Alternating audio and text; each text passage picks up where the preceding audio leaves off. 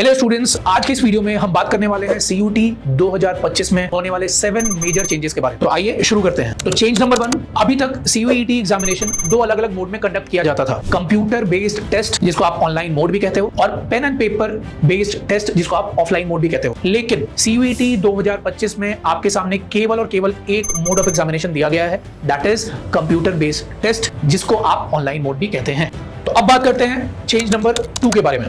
अभी तक 2024 तक CUET में बच्चों को 63 सब्जेक्ट ऑप्शंस दिए जाते थे, लेकिन 2025 ऑनवर्ड्स आपके पास होंगे 37 सब्जेक्ट ऑप्शंस, जिनमें 33 लैंग्वेजेस को कम करके 13 लैंग्वेज ऑप्शन में कन्वर्ट कर दिया गया। 29 डोमेन सब्जेक्ट्स को कम किया गया 23 डोमेन सब्जेक्ट्स में, और पहले भी जनरल एप्टीट्यूड टेस्ट था और इस बार भी आपको जनरल एप्टीट्यूड टेस्ट देखने को मिलेगा। अब बात करते हैं थर्ड चेंज के बारे में।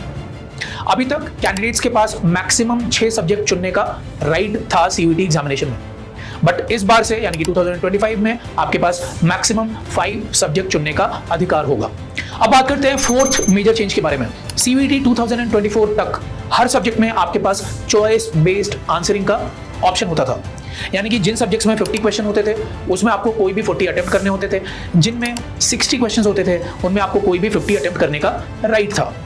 लेकिन 2025 ऑनवर्ड्स अब आपके पास कोई भी चॉइसेस नहीं होंगे, हर एक क्वेश्चन कंपलसरी होगा।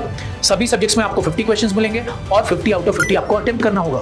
अब बात करते हैं 5वें मेजर चेंज के बारे में। अभी तक यानी कि 2024 तक CUET में हर सब्जेक्ट में आपके पास ऑप्शनल क्वेश्चन चॉइसेस होते थे, यानी कि जैसा आपने बोर्ड एग्जामिनेशंस में देखा होगा कि अगर किसी क्वेश्चन के 5 पार्ट थे तो आपको किसी भी 4 पार्ट को करने को या सॉल्व करने को बोला जाता था।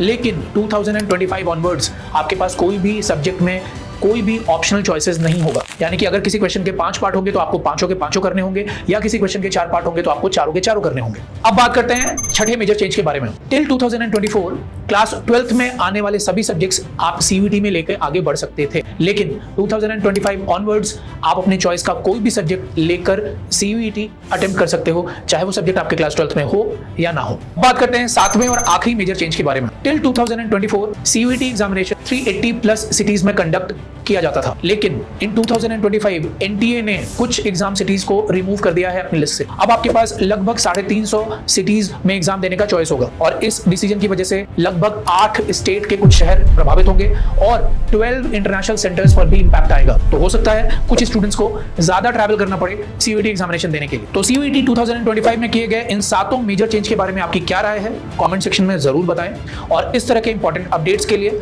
टेस्ट कोच बाय एस शान को सब्सक्राइब करें।